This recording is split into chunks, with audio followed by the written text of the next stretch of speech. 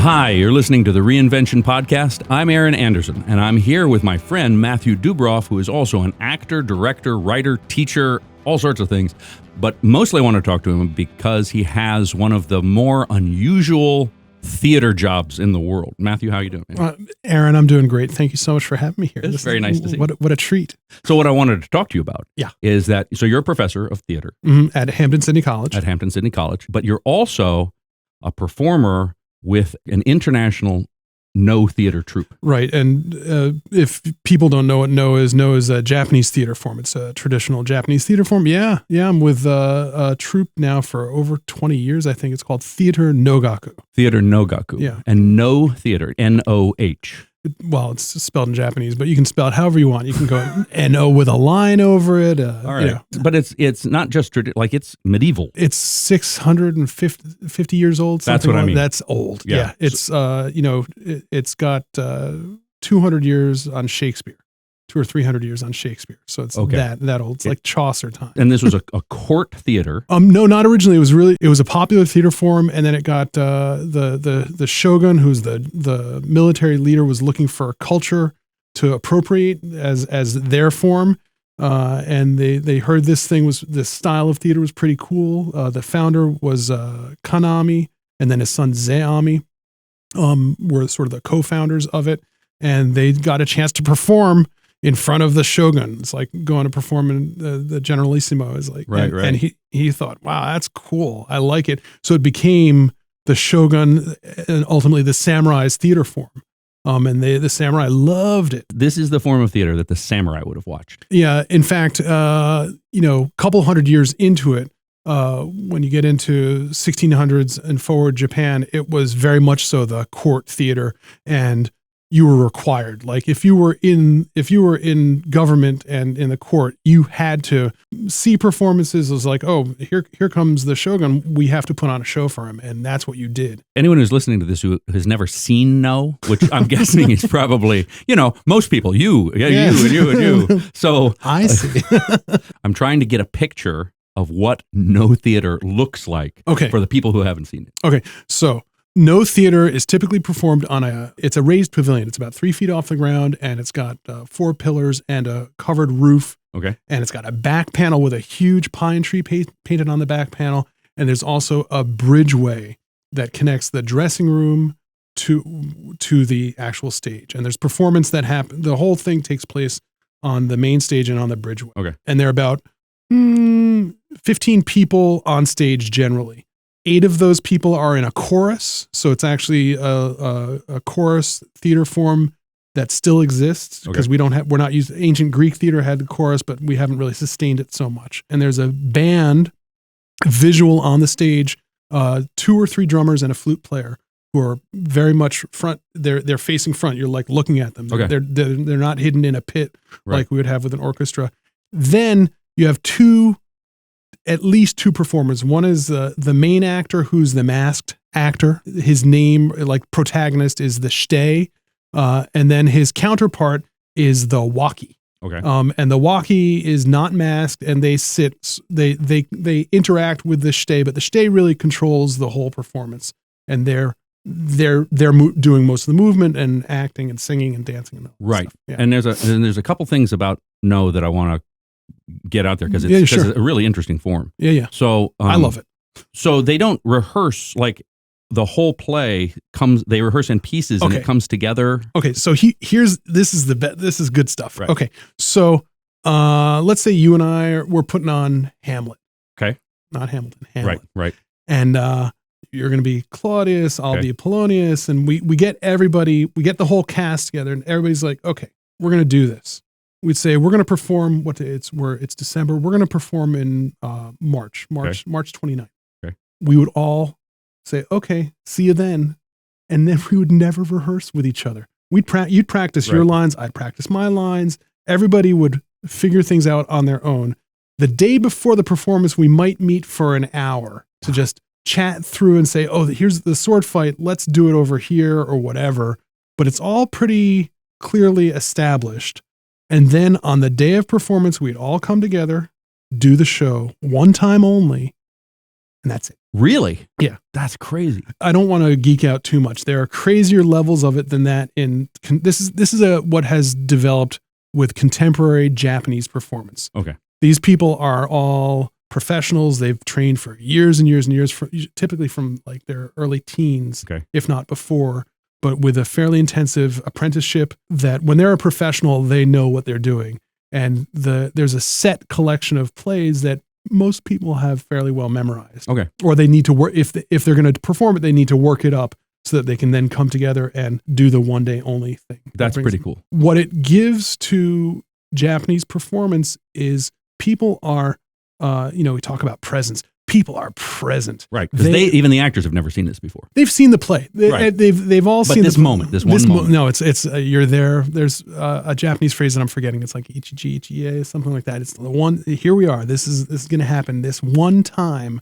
And you got to be as present and make it happen as much as possible. It's a wonderfully demanding skill to be there and to bring all of your skills combined with everybody else's and to coordinate them together. That's pretty cool. When it works, it's spectacular. So the other thing I want to talk to you about is you said that Kanami started it and Zeami, his son, right? Followed, and historically it was done in families, right? There were families or groups. Even today, right? Yeah, they're guild. The Japanese word is ryu.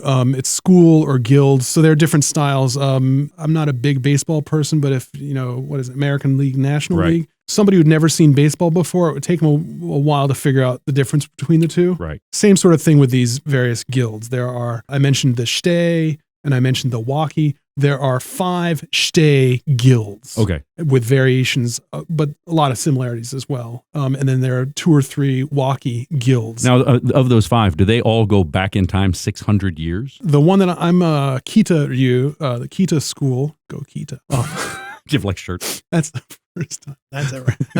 Go Kita. We in my troupe we have a little rivalry because we have one guy who's Hosho Ryu. Oh. And screw those guys. We are brutal. I'm sorry, David. We are brutal to, no, he's great. Our guild the Kita guild is the youngest. It's only 400 years old. The other ones are 650 years old. Okay. And trace back. And I'm noticing that you're not actually Japanese. No. So how do you end up in a 400-year-old guild of Japanese theater? I was in college. I went to college. Oh. And somehow theater professors we're going to do a research trip to Japan to go research Japanese theater. I said, Matthew, save your money. We're going to Japan. Okay. so I did, and we did. And before the trip, it was a 10-day tour of Japan. Before we went, we had a week on campus, and there was a table full of books, if you remember what books are. Vaguely. And we had to do, each of us on this trip had to do a presentation on a various theater book, and they said, grab a book off the table. So I did, and it was a book on no theater. I read it, I was like, wow, this is weird stuff. Right. What the heck? And it caught me. And then we went to Japan, and we were college students, so things were happening, and people were, and sometimes you're seeing theater at 10 in the morning, and if you're a college student and things have been happening, you might be a little tired at 10 in the morning. Right. We go to see no theater, and when you go to see theater in Japan, there's sometimes you can be there for the day. Right. 6-8 hours of theater, and it puts a different demand on the audience. We got into the no, and I think it was going to be 5 or 6 hours of theater. A bunch of the other people just passed out. They fell right asleep. Right. And I was on the edge of my seat. It was magic. But you fell in love with it right then. I fell in love with it right then, and I've stuck with it now. It's over 30 years that I've been, So you just kept studying it, and then they were like... My goal was to figure out how to study this no theater stuff. And I found there was this one other foreigner, and I found him, and we started studying, and I just started singing with him, learning some of the basic stuff. And then when I'd learned enough Japanese, he introduced me to his teacher, and he'd already released at that point a CD of No in English, which you can get. Now, Rick, and his last name? Rick Emmert. Rick Emmert. Was he already in that troupe? He was affiliated. We're not in the troupe. Okay, you've noticed I'm not Japanese. I have noticed this. I don't believe there are any foreigners, any non-Japanese who are professionals. So you're an affiliate. I have studied in the Kita school. You can get certification to teach, which I think Rick has. But our theater troupe, Theater Nogaku, is about 15, 20 people at this point. And most of us, except for this one guy, David Crandall, are Kita trained. That's the bulk of our experience. So we're affiliated with that theater. And your troupe is from all over the world. Like you guys are all over the place. Yeah, that gets into a whole other. I mean, we've taken the don't rehearse together thing to extremes. Right. We're a half dozen countries, 3 different continents. We're all over the place. And we've been doing it for 20 years, over 20 years. Now, I remember you were in Japan. I came to stay with you in Japan. Right. And one of the drunkest I've ever been. This is going to be a podcast, Aaron. But me. You didn't have anything. Okay, yes. I was really not good. Designated stander. Julie Yetzi had bought us some very nice sake. And we were at the top of Rick's house. And the stairs are like, they're basically a ladder. Amsterdam style. It's an Amsterdam style house. Yeah. It goes like straight up. And we were in the very top, and I couldn't, those stairs are murder, even without anything. Right. Yeah. And the next morning, I remember this because the next morning, I could barely move. And you were already doing like drumming. Yeah. Oh. Yeah. We'll do some of that in a little bit. Yeah. So how do you, No theater is not for everybody. A lot of people go to see No and either fall asleep or hate it, or it just doesn't work for them at all. Right. It worked for me. Once you get the bug, you will go for it any opportunity you get. So the other question I have, you have this international troupe, you travel around and you put on No plays and write original ones. Yep. Right? Yep. What exactly does a 600-year-old Japanese theater form, what benefit does that have for a modern audience? Like, why would somebody go, that is the thing that I want to bring these guys in? Okay. This gets down to why do you do theater, right? And it gets down to, for me, a very human thing. We're humans, and one of the things that we do is share stories, tell stories. Right. We tell people like a good story, and they don't like a bad story.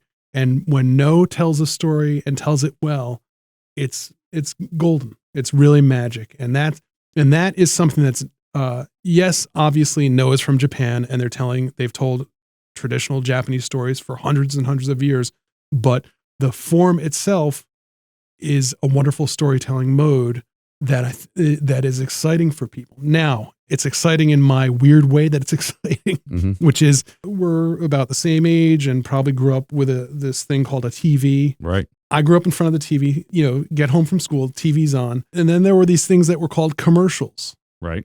And commercials, the story they tell is you won't be happy unless you have this thing. Right. And the way they tell that story, they have to tell that story as well as possible. And one of the ways they convince you is by turning you into a drooling idiot. They show you images. Right. And in a 30-second commercial, there could be upwards of 50 images. Right. And what that does to you is you don't get a chance to respond. You're like, huh? What? It's like gas on a fire for ADHD. Right. Yeah, that's what I grew up with, and I think I knew something was wrong because I was watching hours and hours of sometimes not very good TV. Right. We still do that with the TikTok. Right. Like you get sucked into the TikTok hole and there's nothing of consequence. We've all been there. Right. Surfing the web and however it works out. When I got to see No, all of a sudden there was something really human about it. Something that it's slow. I mentioned it can go quite fast, and there's a whole rhythm thing to it. But I loved that I, as an audience member, had a chance to live with this stuff and to let that story happen in it had a different feel to it than anything. It was exotic to me. It was, and still is. It had a different sense of time and a different sense of your presence in it. Yeah, it was a radically different experience. And in a world where we can all go to Starbucks, we can all get the same stuff. Here's a theater form that's still going for some reason. Right. It shouldn't. Right. It should not exist. But for some reason, people still, I think, need that. Flip side of my question is, what does a 600-year-old form have to do? A 600-year-old Japanese form have to do with a modern audience? And I think you just answered it. That there's a reason it's been around for 600 years, right? That there's something that it does better than anything else. Yeah. And something that we need. I need it. It's amazing fun to do. Okay. And seeing it, there's a group of people like probably opera connoisseurs, and the parallel would be. And they can find differences in the performances and all that sort of stuff. You can become there's definitely something just out the bat of people committed doing stuff in front of you. You're gonna go, wow, that's sort of interesting. And there's something just, you don't need to know anything to go and go, and maybe you'll get hooked. But if you know stuff, then it's like, oh my God. Then it's even deeper. Then it's you've asked and I haven't answered. What do we do? What does Theater Nogaku do? what stories do we feel need to be told now? Right. We've written our own, and people have written for us, and people have written plays that we've also adapted into No plays. Right. And No is in the comedy tragedy realm. No is more in the tragedy mode. It tends to tell the traditional stories were of dead warriors, dead women who had been jilted by their dead lovers, and, Right. and it's a lot of ghosts who come back, Right. and the form lends itself to the ghosts. So it's got the whole eerie thing going on. Play that was, I believe, written as a No play, but then we adapted it and made it into a full, very much of the style of in No, was Deborah Brevort's Blue Moon Over Memphis, which is a No play about Elvis Presley. No kidding. Yeah. And it's gorgeous. It's beautiful. And Rick did the composition for it, but he took it and took Blue Moon and set it to the No flute and distorted it so much. It's sort of like it would be like a doom metal rendition. It was great. Oh, really exciting. So the story, I'll do it as briefly as I can, is about a fan of Elvis going to Graceland. It's like an anniversary of his death, and she wants to go have her moment with Elvis. And she gets there, and it's a zoo. Have you been? No. But because it's a zoo. It's a zoo. Yeah. And so she's a little frustrated and whatever. And then she decides just to linger. And this is typically what happens with a No play, is that she lingers, and some mysterious guy shows up and says, "Oh, you seem like you've got a little purpose, a little connection here. Hang out, let's see." And he gets her in the back entrance into where there's the eternal flame. Oh, okay. And it's night and nobody's there. And all of a sudden she's there, and the ghost of Elvis appears. It's not the hip twisting, lively, youthful Elvis. It's the more mature, full-bodied, robust Elvis who returns to her, and what he relates. And No will focus on an emotion, and the emotion that the walkie, played by this woman who's going to, and the Stay, who is the Elvis character, what they share is a bit of loneliness. You know, that moment of, wow, I'm famous, I've got everything going on for me, but I'm a bit lonely. Right. And she's lonely. And they share that. And so it's this beautiful moment. You're right. I hadn't thought about this, but that is like, what does No do better than any other theater? And that's lonely. That's it. They were samurai, right? So their job was to die. Yep. In the time between battles, they're telling stories about death and what does it really mean and all that sort of stuff. So No does this. No, and Zeami. I'll jump back a little bit. What Zeami did was his dad was a theater lumper, and theater people were not well thought of. I'll keep it PG. Unlike today. Yes.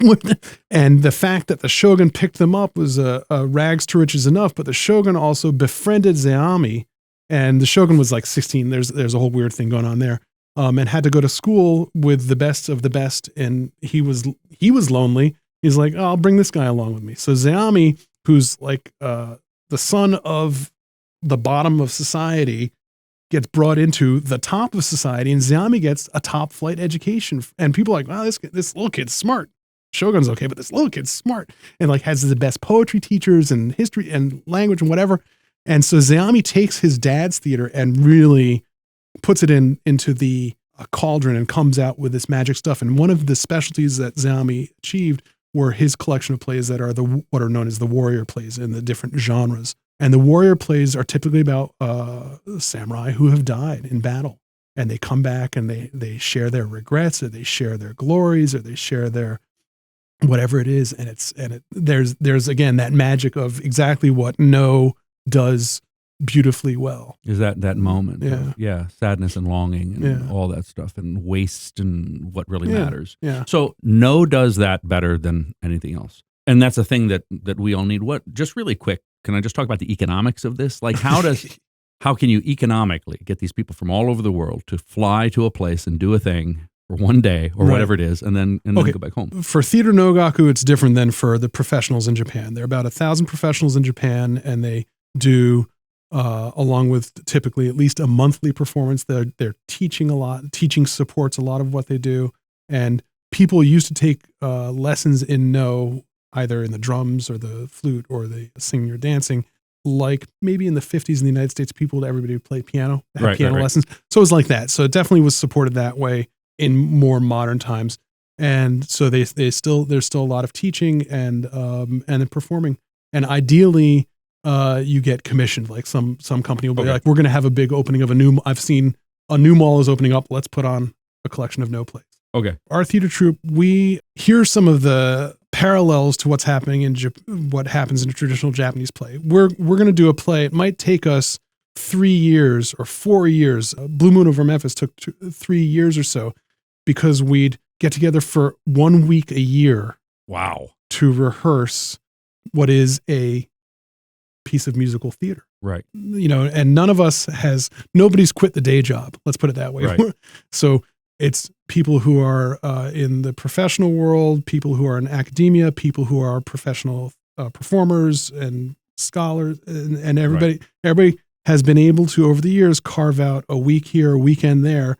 So we'll do that for 2 or 3 years, and everybody's practicing on their own by themselves, and then somebody, one of us, we don't have a management company or anything, but we'll figure out how to get a tour together. And the money has to be brought together, and we have to make it viable for everybody. And we've got grant writing and all that wonderful stuff. And you get commissions sometimes. I would guess like a college or something. Yeah. I mean, that's part of putting together a tour, is making sure that we can get from point A to point B, and everybody can come together and everybody gets fed, and we do it all ourselves. So this isn't a side hustle to make money. This is a labor of love to create art, and deep art. Yeah. I say it's like going group tightrope walking. It's like the stuff we do is just so off everybody's radar that there's little validation, although we've had tremendous validation, I'll tell you that as well, of the success that an artist go, oh, look, I did this. Like, I can't, oh, look, everybody, because typically a no play will end up with maybe a golfer's clap. What the hell was that? Okay, so we're performing a premiere performance up at the North American Cultural Laboratory in Western New York State. And we'd been rehearsing and whatever, and we had residency there. And this is a small little town, and it was a weekend, and you don't want to bore people. So you say, oh, we're doing this play. It's about Elvis. So people are like, oh, play. Wow. So one guy's like, I'll be there. And he showed up, and he'd been drinking all day. As you do. All day. Before you go see a play about Elvis. And no plays, I talked a little bit about rhythm. No plays start off slowly, and they build up, and they can actually get pretty fast towards the end, but it definitely starts off slowly, and then sometimes it doesn't get that fast. And Elvis, I don't think gets too fast. So it's not a woohoo sort of thing. There's this air of mystery about it, and a no play will start off with something. Yo,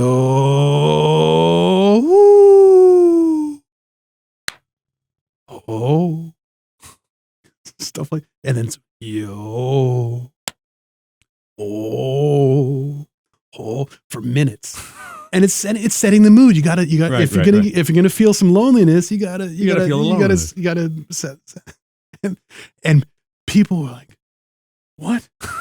and he was loud and upset. There were probably 60, 70 people in the audience. He was loud and upset. He's like, oh, come on. And then, people, hey, shh, it's, and the story's happening. And typically what happens is the shite comes out as one character in the first half of the play, and then they go away. So he was the guy who worked at the estate at Graceland, but then he disappears and comes back. And actually it was a Robert Johnson mask. Okay. Oh, okay. Yeah. There you go. So we touched on that. So he goes away, and then there's a little interlude that's mildly comedic. It could be pretty funny. It's not going to be like, oh my God, I'm side splitting, but it's mildly comedic, just as while we're doing a costume change off stage. And Elvis comes back out, and it's not so fast. And this guy goes, oh my God. And the manager of the theater had to oust him in the middle of it. Nice. So I was like, yeah, we're rough. We're rough and tough. We rolled with it. We kept it together. That's good. That's not the audience you want. The drunk guy came for the Elvis play. There is somewhere there is drunk no that happens, and So you brought your flute? I did. We're sort of making fun of the slowness of it for an American audience, right? The sense of drawn out time, which takes some. You would go to a no play knowing that you're going to, if you knew anything about no, you'd know that you were going to experience that drawn out sense of time, right? But also, it almost assaults your senses with the visual and the sound. There's a lot going stuff. I mean, when it gets going, that drawn out thing is the spaces between the stuff.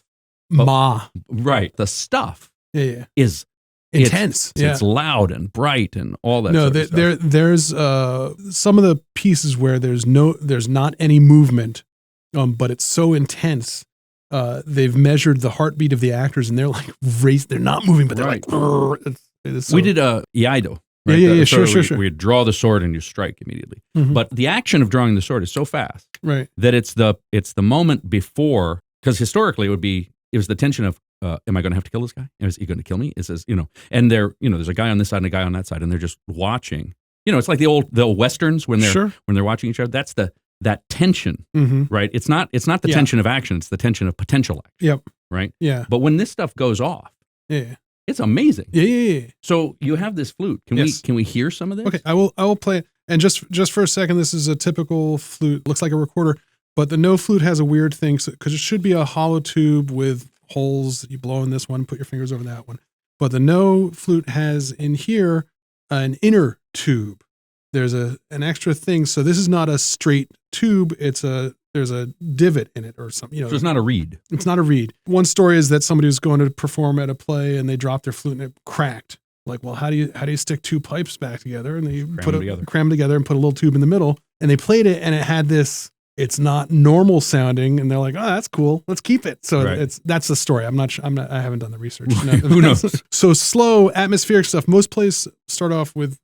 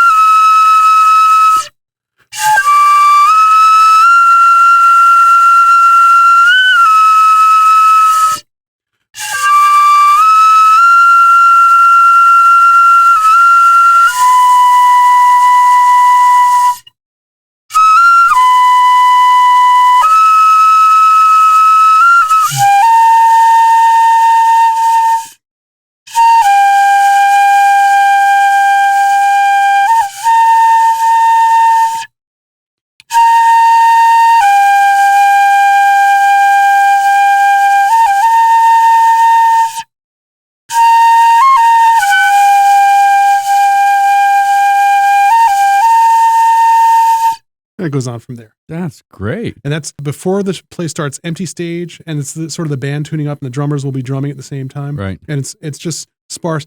For me, the magic of this is it's like you can imagine going for a walk in the woods. As I was listening to that, it's funny because I was thinking, we have to edit this podcast, right? Yeah. And what you just did is the opposite of a soundbite, right? Because it's not short, right? I just did half of it, and you just had half of it. But the next part has the. The high pitched stuff. Right. So, but it's not a TikTok world. Oh no, it's this longer thing. And as I was listening to it, I was like, it's kind of cool because it makes you pay attention to the. You got to slow it down. You have to slow it. Tomorrow morning, I'm gonna go hunting. Yeah. And one of the things I love about hunting is the sitting there. Yeah. Because there's no excuse. You can't virtual do that. No, that's right. That's right. But you're in that moment. Like I just like looking at the trees and you see the wind blowing through the trees. What you just did reminded me of the flow of time in nature. That's hey, cool. The amount of concentration that it takes to do that. So you get 15 people focused on doing nothing together. It's like, oh, come on, let's see how nothing we can do. That's awesome. But it does go faster. What I did at the beginning, the drums and all, it's all components that dovetail, slot together. Cool. It's not just a steady wee up like that. There's a little section of acceleration. It's got this it's a beautiful term. I think it's called medihati, which is expansion and contraction.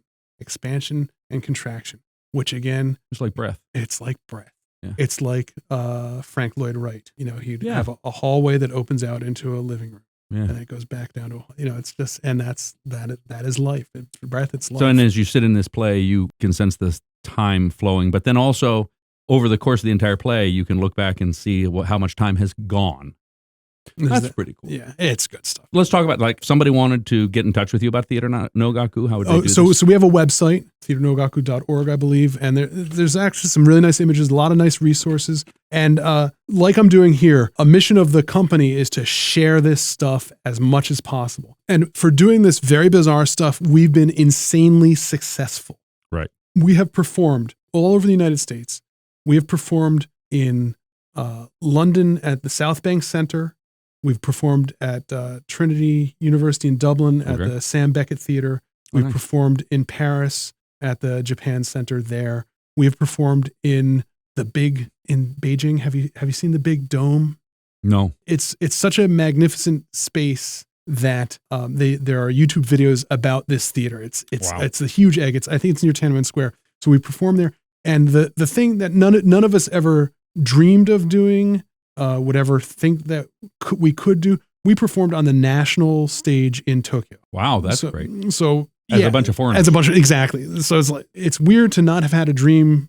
No, have it come true. Yeah. Well, you may be too humble to say this, but your troupe is actually very, very well regarded internationally. Okay, I'll take. I knew about them. People are going to say that to her face. I knew about them before I knew that you were involved. Okay, right. Well, Richard Emmert is a very well known. Richard Emmert, definitely has the cash. Got the chops. Yep. What we try to do as much as possible is share this stuff with people, and to get them to see it. And if at all possible, to do it. And we're always looking for people who want to join us. And oh, really? Yeah. And the way you start to do that is it's a lot to get to Japan to study, but we also do workshops. What I started doing with Rick in the early 90s in the United States moved to Bloomsburg, Pennsylvania, and was known as the No Training Project. Okay. There, which was a 3-week intensive. So people can come and train with you for 3 weeks. And we bring in Japanese masters as well, master performers as well, master teachers to work with us there as well. And that ran for over 20 years.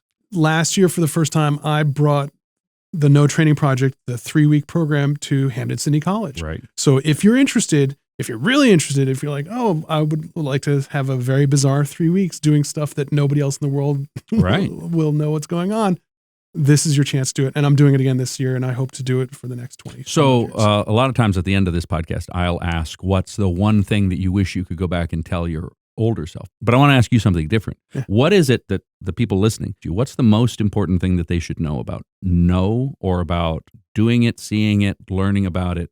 If you were looking through the camera and there were people back there, what would you want them to know?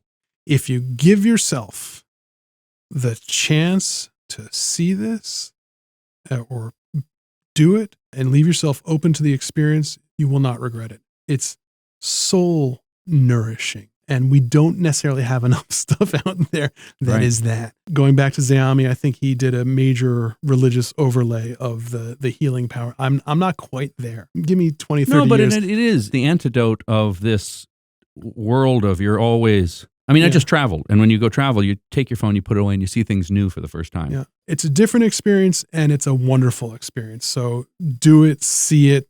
If you get the opportunity, it's unique. And what's unique? We need unique. We don't need more of the same. It's the antidote to modern technology. Yeah. It really is. Yeah. That's been the appeal to me. Hey, Matt. Hey, Aaron. Thanks for coming by. This was great. We'll do it again. It's so much fun. We'll do it again. I had so much fun. Everybody take care. Bye. And...